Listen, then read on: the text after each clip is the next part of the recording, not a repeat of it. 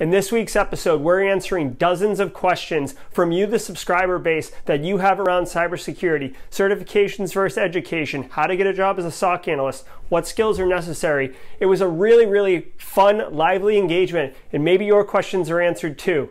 Coming up.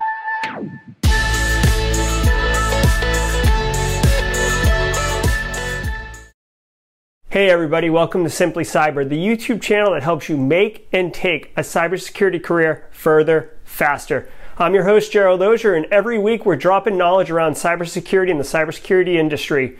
If you like this video, consider hitting a thumbs up. If you really like it, consider hitting that subscription button. Hit the bell for notifications as I pump out videos every Monday about noon. So this week's episode was supposed to be a follow-up from previous week's episode where I did cybersecurity SOC analyst type job interview questions, answering them as if I was in an interview and providing context on why the interviewer would ask that question. So if that's interesting, check out that video as well. So this was going to be round two. I started answering the questions, but in order to make it a bit more real, a bit more like a job interview, I actually went on live stream and started doing the questions. What ended up happening was the people who were attending the live stream, while they were enjoying the questions I was answering, they started asking their own specific questions, and the whole video, the whole conversation took a different turn, and I ended up answering all of their questions and really not doing the job security interview. And I wanted to make this video public and share it with you because these are the questions that the people who are watching these videos, much like yourself, have. So I thought it would be more important to answer the questions of the people than the questions I think the people might have. So without further ado, give it a shot. I hope you enjoy it. I did level 1, and today we're going to do level 2, and that's what I was just about to get into. So the question was, what is port scanning? And they do give you some answers here, but I'm doing my best not to look at those. So port scanning at its surface is basically, hosts like servers and endpoints and stuff. If they want to use network type services, especially servers that are looking for clients to connect to them, they need to have some mechanism for them to connect, and that is done through ports. Common ports like port 80, like a web server. So when you go to a website, port 80 is listening, and then you establish that TCP handshake and connection. 443 is a listening service for secure web traffic. And there's 1 to 65,000 possible ports. The lower ports are more common and kind of already assigned for certain things. And the upper ones can be done for whatever. Now, that is what port scanning is. That's your super basic answer, right? Oh wait, I just told you what ports were. Port scanning is where you then take a tool like Nmap or a vulnerability scanner, but Nmap's probably going to be like your best option for a quick answer. And you basically say, look at this IP or this range of IPs, and these ports. You can do all ports, you can do just specific ports, whatever you want, and you let it fly and you scan the ports of that IP or those IPs. And that's what a port scan is. You're basically, now what's the point of a port scan, right? The point of the port scan from an attacker perspective is you're doing recon, you're footprinting the attack surface of your target environment. If they have a bunch of a bunch of services that are running, listening on open ports, each one of those is a potential attack vector, right? Now, from a defensive side, why would you do port scanning? Well, you do port scanning and you can say, hey, look at this server in the DMZ, the demilitarized zone, the place that everyone on the internet can access. You really want to harden those systems a bit more because they get more, they're more accessible, frankly.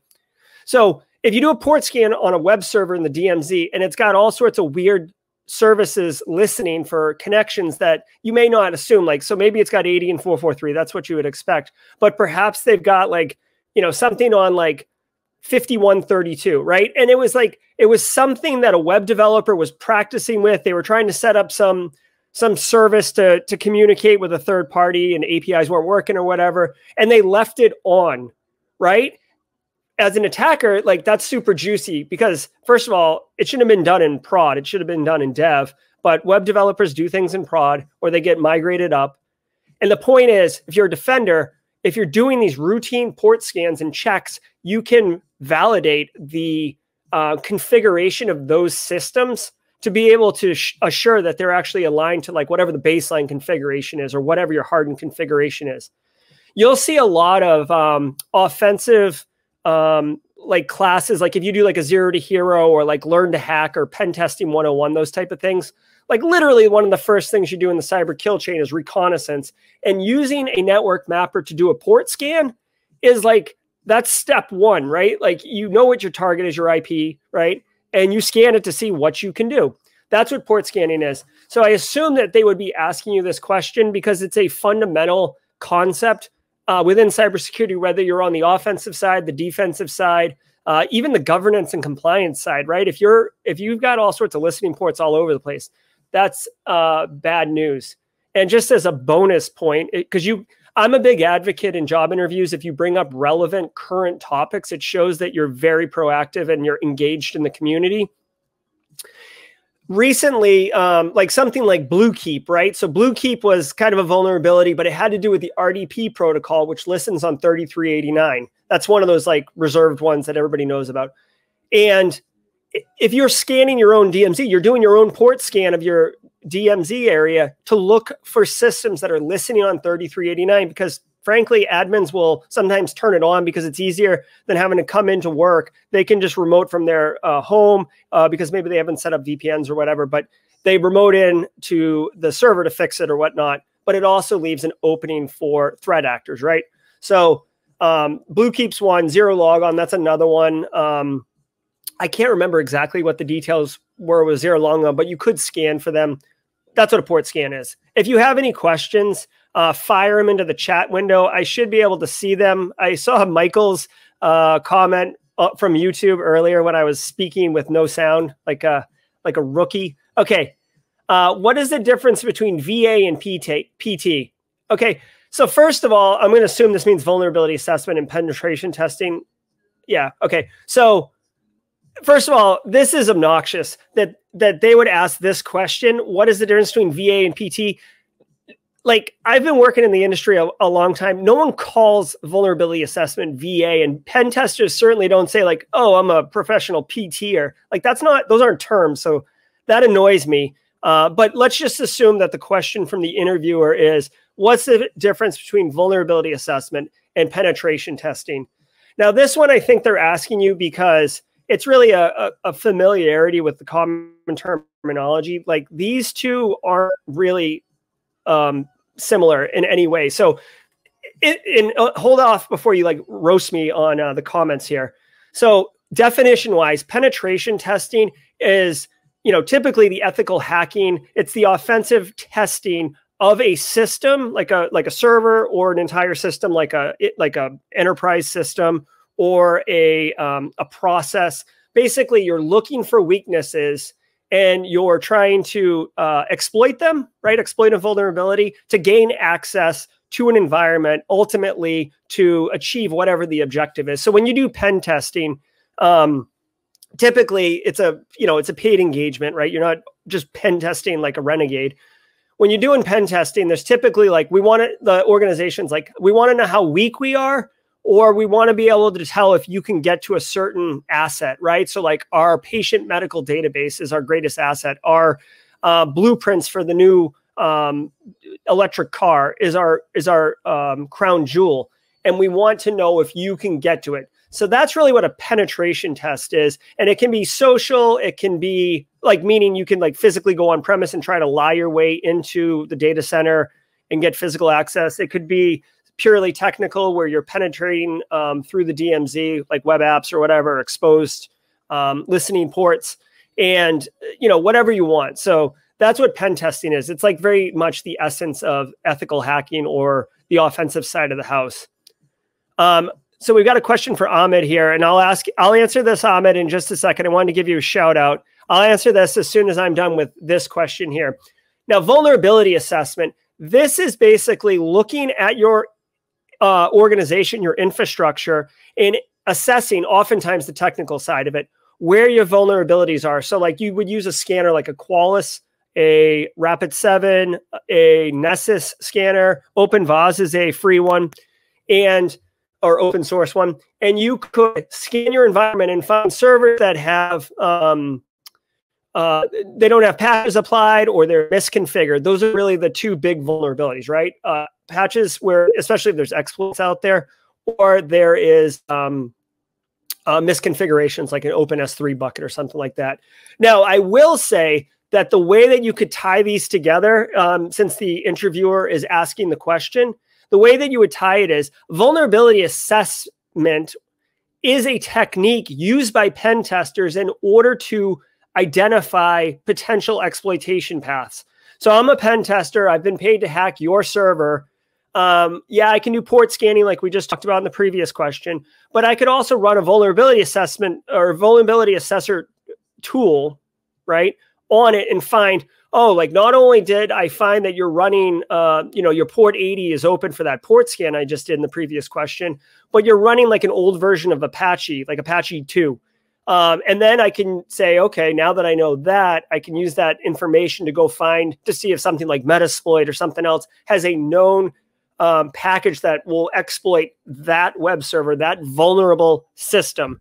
If you're good at vulnerability assessment on the blue team side, you can help work with infrastructure to make sure that those really high risk vulnerabilities, those critical ones, ones that have known exploits or that are actively being exploited in the wild, the ones that are in your DMZ environment, that those get patched or configured appropriately. So the pen tester can't exploit them. That's the deal. Okay, so before I go on to the next question, we had a question here from Ahmed. Thank you, Ahmed, for submitting that. I have CCNA and Security Plus with no experience. How can I get a job as a SOC analyst? Well, Ahmed, there's a couple ways you can do that, and thanks for the question. So CCNA is the Cisco Specific Network Associate certification. So this is really specific. It's not really around security specifically. It's about really how to kind of be a network engineer of Cisco equipment.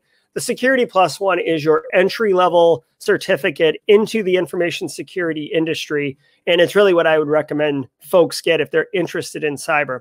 Now, with no experience, how do you get a job as a SOC analyst? I would encourage you, Ahmed, to do a couple things, and I actually have some videos on this on my YouTube channel. They're not here on the front end, but I did one back in December of 2019 that would be pretty useful. I'd recommend you do the following things. One, get some specific training around SOC analyst type, blue team type work. This could include like a lot of the big SIEM players, like Splunk and Suricata, like they offer free training because they want people to be skilled and certified on that technology stack. So I'd recommend you get some of that, add it to your resume as you're acquiring it. I would recommend going to security conferences, and it's a little bit harder now because of COVID, but a lot of the free conferences that I've been seeing will have a Discord chat channel that goes along with it. You know, participate in those, communicate in those. I've had some success with this personally, volunteer to support a conference. So GrimCon was a conference that I volunteered out just for fun.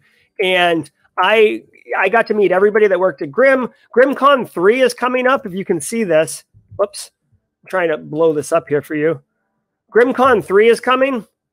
And this is like December 30th, 2020. Reach out to them and see if they are actually interested in having volunteer help. I know they are. So like, spoiler alert, I know they are. You could volunteer there and, get to meet some people, get some exposure and stuff like that. Like most jobs in the industry, I would say 50% of jobs come from networking relationships. It's unfair, but a lot of times, like if I have a need for a job and I know someone who's qualified, I'm just going to go directly to them because, human nature, I don't have a lot of time to spend on hunting and finding, where if I already know someone who's got the skills, is looking for a job, is really interested in that skill set, then I'm just going to go to them because it's easier on me, right? So those are a couple suggestions, Ahmed. I hope that helped you. And thanks for the question. So going on to the next question, what are the objects that should be included in a good penetration testing report? Okay, so this question is obviously super specific to pen testing. Now, if you are interested in red teaming or pen testing or ethical hacking, whatever you want to call it, the best part of that job is that you get to like basically act like a criminal. You get to pop shells. You get to break into places you're not supposed to. Your level of success is measured by how good you are at breaking into systems. So that's the cool part of that job. The less cool part is actually writing up the reports, because I could exploit you 3 ways from Sunday. Like, I totally dominated you. I slipped through the front door. I dropped a bunch of malware payloads. I got keylogger. I tricked your domain admin. I got access to your crown jewels. I'm the best. Yes, but now I need you to put that in a report and explain it in lay terms so I can hand it to the infrastructure team and they can be able to do something about it. I can hand it to management and explain to them why they need to fund the information security projects for the next fiscal year. So having said all that, the things that I would expect in a pen testing report is what the pen testers were able to do, right? So going into a real pen test, you should have clear objectives, right? You don't just give someone $15,000 and say, go ahead and break into my system, see what you can do. No, most information security offices like CISOs, they want very specific penetration testing done for a couple of reasons. One, they want to be able to highlight that you've been saying every year that you don't have good visibility on your network level, right? Or your email server, your email gateway is not really secure. It's not that great. And that falls on deaf ears. So if you can have a third party come in and penetrate it, effectively acting like a threat actor, that weight, that external party's presence lends gravity to the case that you're trying to make. So understand the background of why certain pen testing are done. So the requirements are there. So I'd want to see the requirements that they were there. I'd want to see definitely a confirmation of the scope of the engagement. So you don't let pen testers run buck wild all over your network. No, you would say you're reserved to this IP range, or you're reserved to just this web application or whatever. You can't take the risk of things getting knocked over, right? So I'd want to see that just for verification and confirmation. Then I'd want to see the technical steps that were taken. And you don't have to get into the nuances of what tools you used and stuff like that, but I'd want a clear understanding of what vulnerabilities were actively exploited in order to achieve that success rate. And I would want at least some level of recommendations on how to remediate that. And by the way, if I'm putting on my CISO hat for a second, this is not a one-time deal. I don't pay you 15 grand. You break into me and send me a report and then you're out the door. No, I would expect from a real good penetration testing report there to be a interaction phase where you penetrate, succeed in achieving the goal. Then you sit down with me as the CISO and we talk about what you did, how you achieved it, and what your recommendations are. So your first draft of the report. And then if your recommendations don't work for my environment, I want to understand compensating controls that can work. And I'm going to explain what I mean by that. A lazy pen tester will say, patch all your stuff, right? That is so lazy. In reality, we can't patch everything. Like, I've invested $300,000 into this system that runs Windows 7. It's FDA certified. We cannot migrate it to Windows 10. It's only made $100,000 of revenue return on investment. I am not going to swallow $200,000 because you told me to patch it. No, I want actionable, valid recommendations that will prevent the pen tester from achieving their goal in the future if they were trying to exploit that same path. And it could be something like, a Raspberry Pi inline firewall, or air gapping that system, or having some type of bastion host in between it, whatever. I don't know. I'm making up this example, but my point is the pen testing report needs to have not just recommendations, but quality recommendations that are actionable. From a value perspective, can you imagine if you hired me to come to your house and tell you how to increase the value of your home or something like that, and I gave you action items that you could not take action on? It would be such a waste of your money and it would piss you off. So I'm telling you, if you want repeat business as a pen tester, even though that's not the point of this exercise, you definitely want quality, actionable pen testing. And also you want to explain, by the way, here's a pro tip too that you'll want to throw in there. Definitely don't crap on the blue team. Don't crap on the SOC analyst. Don't talk about how bad that business is at detecting your stuff. Check your ego at the door. and try to find constructive criticism to be able to help the organization. Because really that's what you're doing as a pen tester. Your goal is to help the organization you're testing. Okay, so we've got a couple questions coming in from the group here. Thank you. So Toppin, I hope I'm saying that right. What's the SOC analyst after getting incidents which have threats, and how do they do that? Is there any tools? What the SOC analyst for after getting incidents? Tappin, I'm a little confused on what you're asking me here, unfortunately.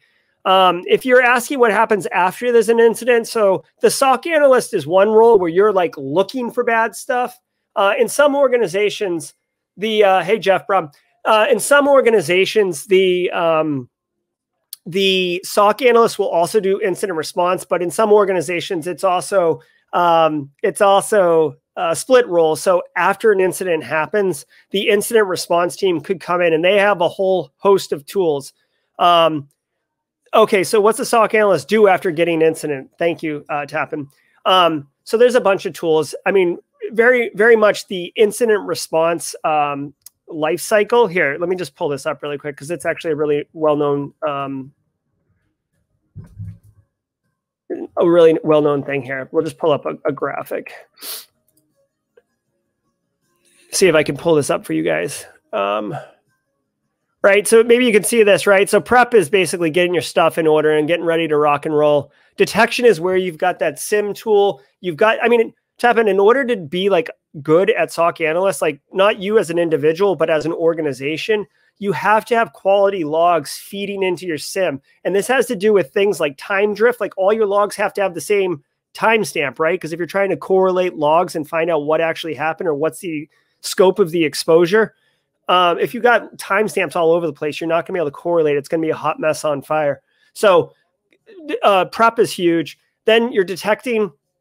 Sometimes you get false positives. So you have to kind of correlate different events, different indicators of compromise.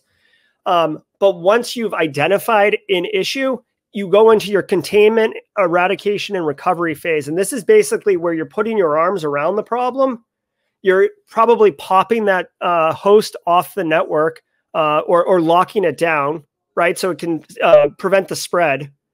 Then you're either quarantining the system. Hopefully you have some type of endpoint detection and response or anti-malware solution on it. You're cleaning that machine, and then you're getting it ready to go back into the environment. Now, I do want to point out something important here. So don't think that when you find one machine that's misbehaving and you quarantine it and clear it up, that your work is done. What you really need to be able to do is also identify if there was any lateral movement. So you got to go back to your logs. Again, logs are everything. You got to go back to your logs and look, did this host, I know this host was compromised. Did this host go anywhere? And you use tools like Splunk, like these SIEMs, like the Elk stack is another popular kind of free open source one that people use, but they're all the same. It's just, you look to see, did this host communicate anywhere? Yes or no? Yes. Okay. Where did it communicate? What did this host over here? Let's check it out. Let's look at that host and see if it's got the same issues that this one did. It doesn't. Okay. Or it does, right? Let's see if it did anything else. Did it escalate privileges in here? More importantly, look at your SIEM and your log files and look if it made any connections outside of your environment. And if it did, how much data did it push? Because you could be dealing with a data exfiltration issue. And that is something you really don't want to be dealing with, believe me. So the tools that you can use, there's different specific tools, like really kind of pointed tools. But on the SOC analyst side, the SIEM and really your endpoint detection tool suite is really super important in where you want to be. Also, because phishing email is really like 80% of attacks start with a phish, right? It's so easy to phish people nowadays. So if you have a decent email gateway, like email security gateway, that you can go and look and not just block phishes, but you can also see if someone gets their machine popped, and it's because they ran a macro as an attachment in an email, you can go to your email gateway really quick and say, did anyone else get this email? Maybe they haven't opened it yet, but you can use the gateway to pull back and all these things. So those are some of the tools. Again, the reason that you see so much free training for Red team is because a lot of the tools are like focused on individuals doing hacking things, and it's easy to set up a VM and attack it. It's very hard, in my opinion, to really work on your blue team skills, because you need like enterprise network communication, and you need active things that are happening to see what it looks like in the environment. And that's very, very difficult to model and fake on a single server or you know, a small home lab. So hopefully that helped you, Tap, and thank you for the question. And really, I appreciate you guys. I wanted to do this job interview question, but this is much more fun talking with y'all. So Swetha, hopefully I said that correctly. It's a three-parter, so she's really, or she or he is really taking me to the woodshed here. How important are programming skills for this role? If yes, what languages do you recommend? And will the questions be related to more of algorithms and data structures type? Okay, great question. So for those of you who don't know, my background, I got a computer science bachelor's and a computer science master's. So I have that strong technical background and understanding. I've been working in cyber for 16 years, but let me answer your question, Swetha. Programming skills are not required. You're welcome, Tappin. Programming skills are not required to be successful at cybersecurity. Plain and simple. I'm going to lay it right there. Okay. In fact, on my YouTube channel, which I encourage you to check out, I actually did a video called 5 Common Myths right here. And number 5 was that you need to know how to program to be good at cybersecurity. That's a complete myth. Now, I will tell you, while it doesn't preclude you from getting a job in cybersecurity, it will benefit you immensely. Okay. So a lot of the tools in our industry are open source. There's a lot of, you know, closed source ones, but there's a lot of open source ones, and they're free oftentimes, right? So they get a lot more use because free is easy. If your tool doesn't work, if you're on site in an engagement, the tool doesn't work, or you're trying to use it and you can't understand why it's not working, if you know how to read code, at least, if you know how to program, that's awesome. If you know how to read code, at least, you can open it up and be able to see what's going on and maybe fix it. It's the equivalent of like driving a car and not understanding how the car works. Yes, you can use it to get to where you're going, but if you're driving to your destination and there's a problem and you pull over on the side of the road, you're just going to be like one of those people who pops the hood and stares at the engine because you don't know what you're looking at, but it seems like the right thing to do. If you understand how the engine works and like kind of where things go and how they interrelate with each other, maybe you can do something about it. And that's the same with programming. Now, in a question at an interview about programming, if you're going for a cybersecurity job, they will not ask you about algorithms and data structures. I assure you, that question is reserved for software engineers. In fact, if someone asked me in a cybersecurity interview about like, you know, explain to me like what a do while loop is, or a for control structure or something like that, I'd be like, I'll explain it to you, but I don't understand. Can you explain to me how that relates to this position? Because spoiler, I know it doesn't, right? So what you really need to understand is, I guess, how different languages would work in different environments, right? So PowerShell, which is the kind of admin language for Windows systems, is used quite often by malicious threat actors. So understanding how PowerShell looks and works and how it executes on Windows machines, that would be useful. From a programming language perspective, I personally like Python. I think Python is a fairly easy language to pick up. It's an interpretive language, so you don't compile it. You can look at the source code and understand what it is, make tweaks quick. A lot of security researchers use Python. A couple other ones, if you really wanted to get going in it, like Ruby. I believe Metasploit's written in Ruby, so that's another popular one. But so that was the long answer. The too long didn't read is, programming skills are not that important, but they are damn useful if you want to get promoted or like be able to be more effective at the job. I like Python. PowerShell is another powerful one to get. And no, you wouldn't be asked about algorithms and data structures because at the end of the day, I mean, you're effectively like a hacker, right? Like it doesn't matter if you use an array or a list or a dictionary. None of that matters. The point is that you accomplish the goal that you're trying to achieve. The back-end data structures don't matter. Okay. Thank you for the question, Swetha. So Ryan, Rayon, confused between doing a CySA or a SIEM cert, what would be better for an entry-level role? I would say the CySA plus. Reason being, the SIEM is super narrow and focused to blue team ops, sec ops. And while it would be interesting, the SIEM cert would also be on a specific tech stack. So if you're trying to get a job somewhere and they don't use Splunk, they use ELK, while the skills would be transferable, you'd still be kind of starting at ground zero. And you'd have to be looking for a SOC analyst job, whereas a CySA, it's a little bit more flexible, and you can, it's definitely seen as more an entry-level cert. So you're demonstrating like that kind of generalist information security role. So you'd have more accessibility, availability of opportunity. Okay. Rayan with a follow-up question. Thank you for answering, Swetha. Okay, cool. Tappin, SOC does only monitoring. I thought after getting an incident, they also have to solve things. Don't mind my questions, please. Oh, no, of course not. No, this is good. I mean, the whole reason I went live is to be able to engage with you guys. I mean, I do the normal YouTube channel, but that's asynchronous, right?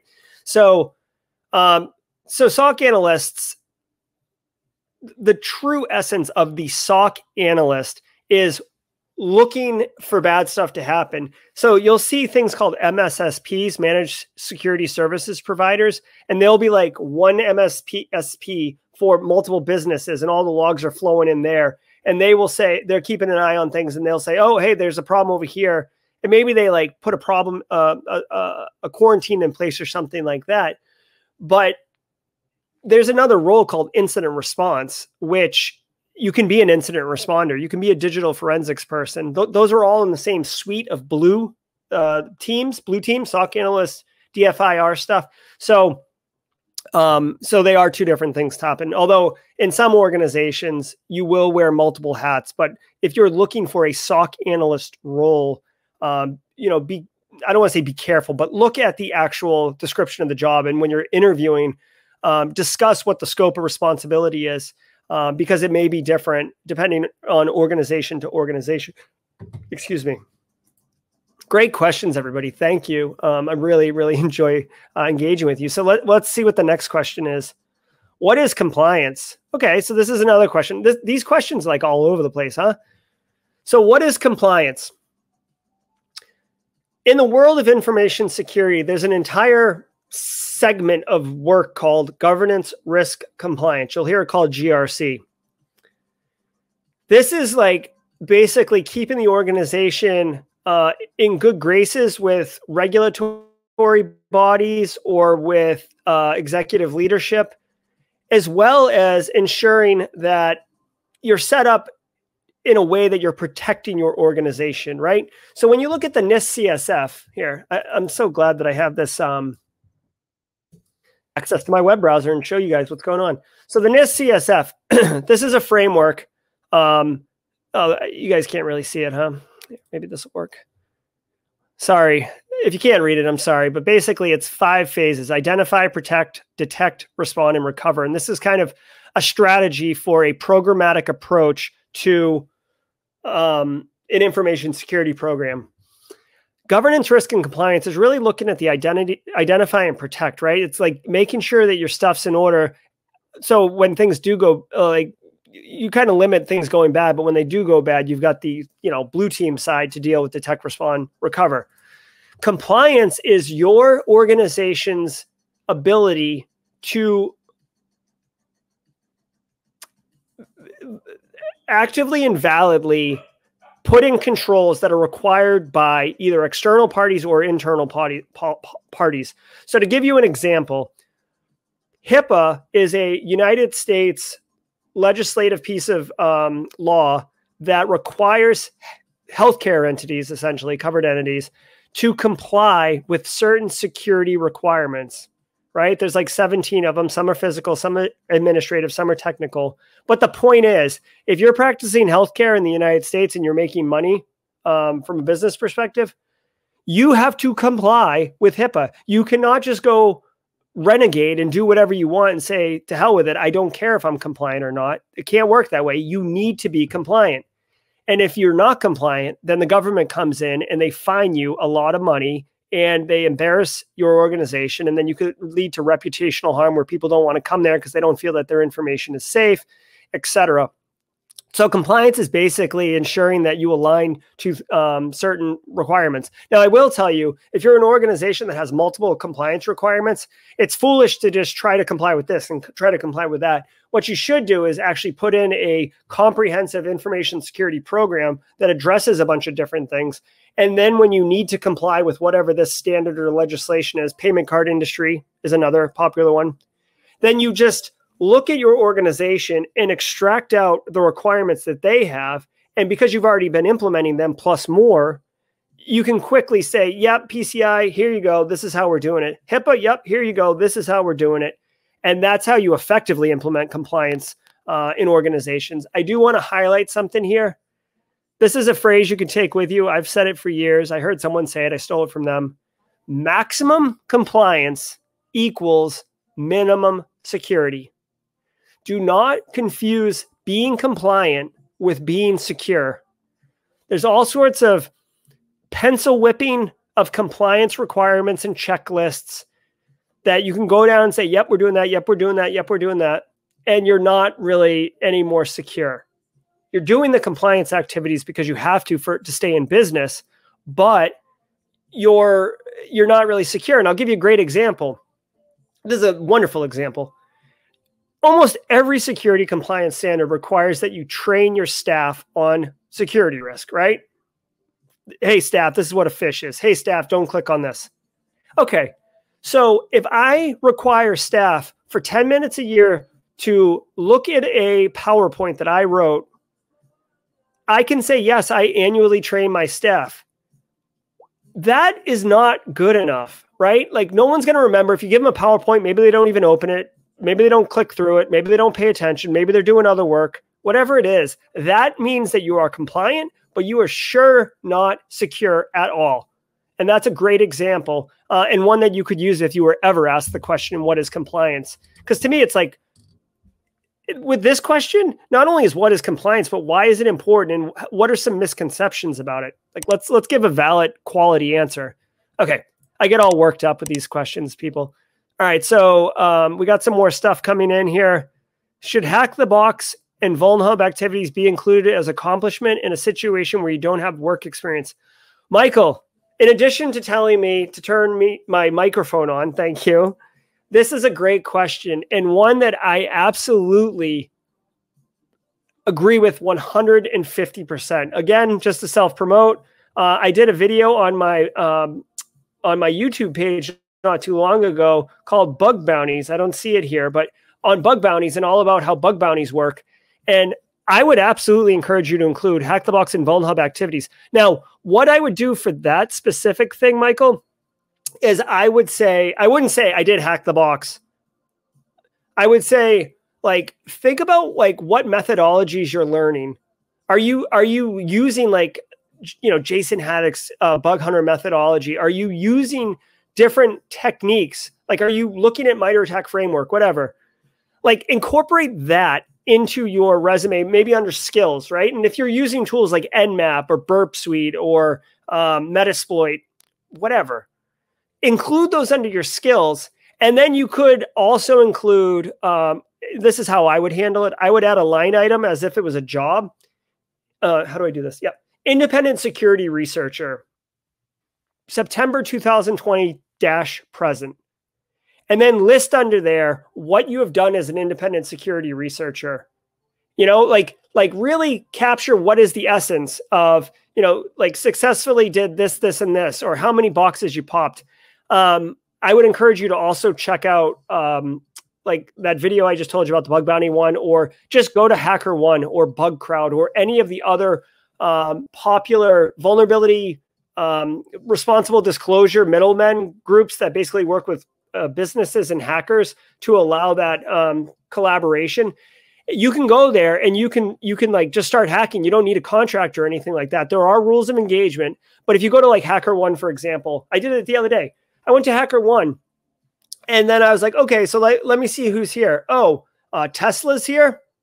Awesome. So now I like go and try to hack Tesla, and whether or not I find anything, it doesn't matter. You can drop those names, right? Like, did security research on Tesla using these tools, discovered X, Y, and Z, like whatever it is, like the whole point of the resume is to tell a story of who you are. And, fluffy words aren't going to sell. You need quantifiable, actionable words, right? Like use this tool on these many boxes and successfully compromised 18 servers or whatever, right? If you're doing hack the box, right? Now, a lot of people in security do know what hack the box is. So with that particular example, if you are cracking like harder level servers, I would mention those. It depends on who's looking at your resume, right? If it's a hiring manager or business manager, they may not know those information security specific elements and terms and stuff like that. So you want to kind of border the line between like cybersecurity speak and business speak. So good question though. And I would definitely include it. Okay. So Rayan, I read SOC Analyst required analytical skills. How could I improve analytical skills mentally rather than technical? Yeah, it is true. It is true. You do need analytical skills. The reason that you need analytical skills is because you're looking at a sea of noise, right? If the SIEM was good enough to point out exactly everything that was bad, there really wouldn't be much for you to do, right? So what you need to do as the SOC analyst is look at all that information and be able to kind of filter out the noise, identify interesting things, follow up on them. It's almost like an investigative mindset. And it's actually the reason why I find blue teaming particularly fun and interesting is because you can go as deep as you want down any rabbit hole, but you need that analytical skill to be able to basically assess whether or not this is a false positive or this is bad. And then, as I mentioned earlier with Tappan's question, like what's the scope of exposure, right? If a machine gets popped and you just re-image it immediately and go back to business, first of all, you just destroyed any evidence you might have of what actually happened.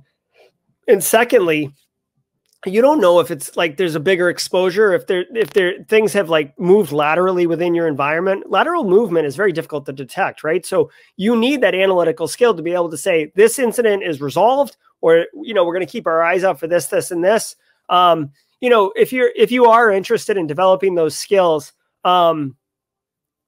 it's really just time in the saddle. I would encourage you. Many of you probably already know this, but I would encourage you to check out Black Hills Information Security, specifically John Strand.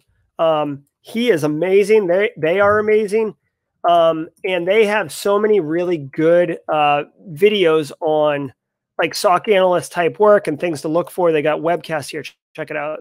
This is like, I have no affiliation with them. I just know that they're awesome. And I regularly check out their stuff. So here, they got all these webcasts and stuff like that. So check it out. Like these can give you that kind of time in the saddle, right? Adversarial simulation. So you can set up a simulation of what a APT threat looks like in an environment and then know what to look for. And that's really where those analytical skills come in, right? What am I looking at? Is it important? Do I move on to the next thing?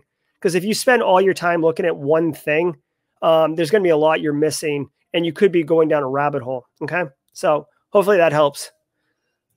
Tap-in, MITRE attacks, one which confuses me a lot. How can we use it? Okay, so this is a great question.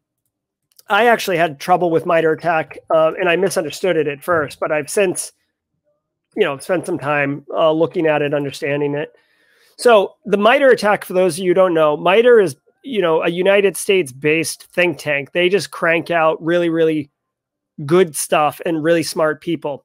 The MITRE attack framework, this is how I would categorize it happen. The MITRE attack framework is basically a comprehensive scope from a taxonomy perspective of all the ways an adversary could do bad stuff in your environment.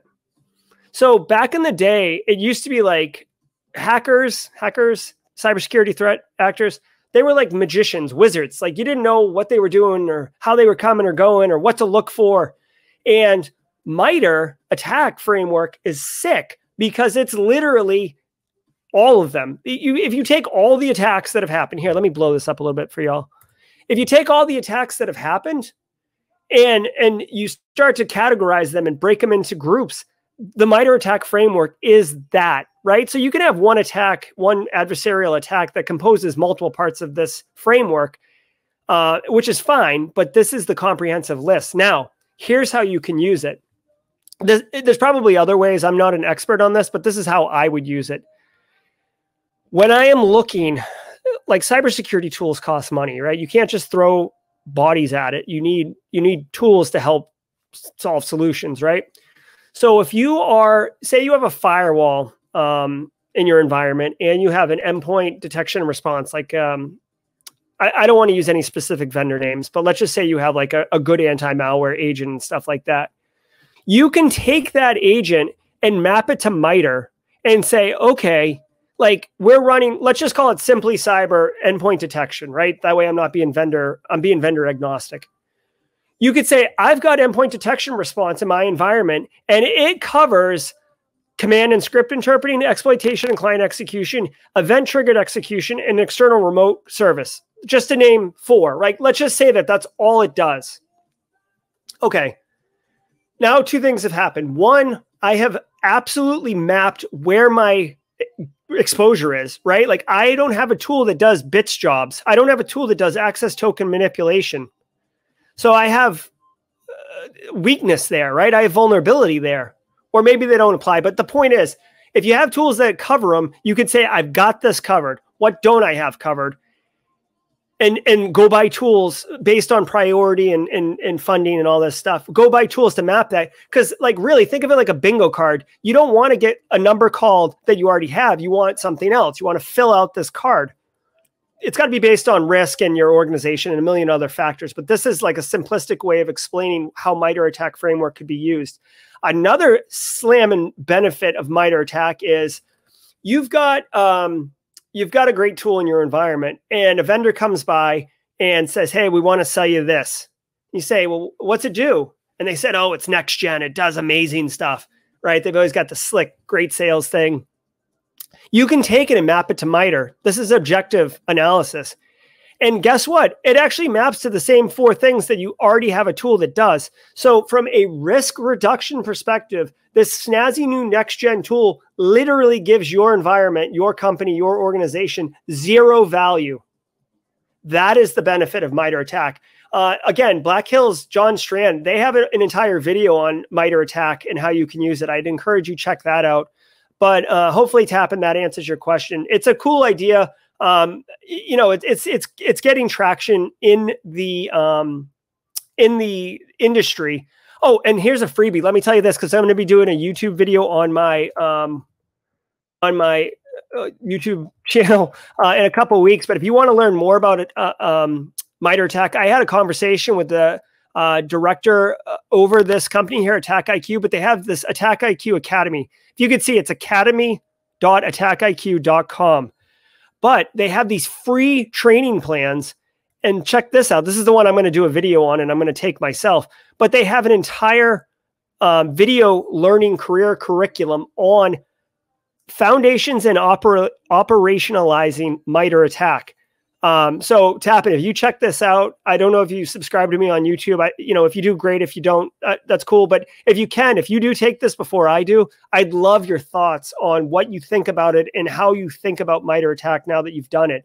So I'm going to be doing that probably in a couple of weeks. I've wanted to do these job interview videos first. Okay, so back to your questions. Let's see. I'm not reading these. I'm just pulling them up. So is it okay to move between different aspects of cyber? I'm working as an AppSec now. Is it possible to move on to malware analysis to learn about it? Do you recommend that? That's a good question, Siddharth. Yeah, you can definitely move around in the industry quite easily. So AppSec is really good. I mean, I assume that you're like, I don't know if you're on the defensive side or the offensive side of AppSec, but malware analysis is a really cool field. It's a bit more niche than AppSec. I would say from a professional perspective, there's way more opportunity in application security, including independent security research, Michael, like we talked about earlier. But you can definitely move around. In fact, it's not, I don't want to call it required, but it's very desirable if you can demonstrate a breadth of knowledge, not just a depth of knowledge. I would encourage wherever you are, if you have opportunities to kind of double roll, kind of do a couple different things. Depending if you want to get into GRC, Siddharth, on the AppSec side, if you're finding problems with web servers or web apps, you can then work with the infrastructure team and come up with like kind of that like risk type role where you're helping them understand how to fix it. And getting back to something I said earlier, I don't know if you were listening, Siddharth, but you could work with them to come up with reasonable controls, right? So like, hey, I was able to break through and do this, this, and this. We really need to fix it. Well, we can't do it exactly that way. Okay, well, let me help you think of another way that we can solve the problem. The problem is I shouldn't be able to break through your app and do a SQL injection attack. And I understand that the version of the database you're running doesn't allow for XYZ, or you can't do input validation because of performance, whatever. Let's work together. And Siddharth, you're actually starting to work kind of towards an architect role in that capacity. So I would encourage you to take advantage of what opportunities you have that are tangential to application security, but definitely, unless application security is like your calling and you're so passionate about it, then I would go a little bit deeper into AppSec and maybe do offensive AppSec, like bug bounty, and then do defensive AppSec, like working with, the developers and stuff to harden the system. Malware analysis is really good. Is it possible to move on to malware to learn about? Yeah, you could definitely do that. And I'd recommend following your passion, whatever that is. Obviously it's cyber. There's no shortage of work, especially in AppSec. So go for it, Siddharth. Shashank, is it a good option to pursue for masters in cyber after having 2 years of experience? Okay, that's a good question. So I do have a master's in information assurance. I was working in cybersecurity when I got that degree. I continue to get degrees. Well, first of all, let me tell you, degrees are not required to be successful in cybersecurity. There's a ton of people out there who are wicked successful who do not have degrees. Having said that, a master's will do the following for you. It will further legitimize yourself in the business's eyes, right? Within the cybersecurity industry, we all know that people come from different walks of life and different levels of success and different competencies, frankly, at their professional capabilities. But on the business side, sometimes you need that master's to be able to say, oh, this guy did it, because you got to remember the business doesn't speak our language. They don't understand. They see cyber as a cost center. Now that's starting to change as CISOs move into the boardroom. But what you need to understand is that you don't need the master's, but it will help your upward mobility. And it will also increase your capability to stand out above other candidates that are applying for the same job that you're applying for in certain areas. So 2 years of experience is great. 2 years of experience with a master's in cyber is great. What I will tell you is, and I've seen this mistake made before, like, don't think because you have professional experience that a master's degree isn't going to give you any value. As we just mentioned with Siddharth's question in AppSec, like you could be 2 years of firewall administration or 2 years of pen testing. If you get a master's in cyber, the point is you're supposed to get a wide swath of exposure. You're supposed to talk about governance, risk, compliance. You're supposed to talk about privacy. You're supposed to talk about malware analysis. That's the whole point. The point is that you're getting a foundational, comprehensive understanding at the master's level that's deeper and more, greater expectations put on the student. So, I mean, if any of you know me, I love higher education. I have a PhD in cyber operations. It did not get me an extra job. It did not give me extra salary. I did it because I love the field and I can't get enough of it. Okay. So if I was going to tell you, Shashank, I'd say go get the master's if you can afford it. And if you have the time and your work-life balance can accommodate it. Because I think you spend 2 years, it'll go by in a flash. And then guess what? In 10 years, you still have a master's. In 15 years, you still have a master's. It doesn't expire like a certificate does. Okay. You guys, when I did this video, I was just going to go through some interview questions like you can see on the screen right here. And talking with you all is like way more entertaining and way more fun. So thank you. Now back to the questions. Tappan says, there's a lot of videos which doesn't give great quality info. Would you make any practical video on Splunk, which makes us aware of log analysis? So Splunk does have a lot of, kind of visual textbook type content. I will tell you, Tappan, I don't have any plans in the near future for a video of that concept. But if you want, check out this video on my YouTube page. It's called Malicious Network Analysis with Wireshark. And basically what I do is I look at a PCAP file, which is essentially network traffic, and I analyze it and find the malicious activity. And I also think in that one, I actually pull out a file from the data stream, etc. So that's one where you can practice some of those kind of blue team skills slash, incident response, digital forensics type stuff, and kind of see what's going. I'll definitely put it, I have a list of things, of videos that people are interested in seeing. So I'll definitely add a log analysis one in there. Tappan, thank you.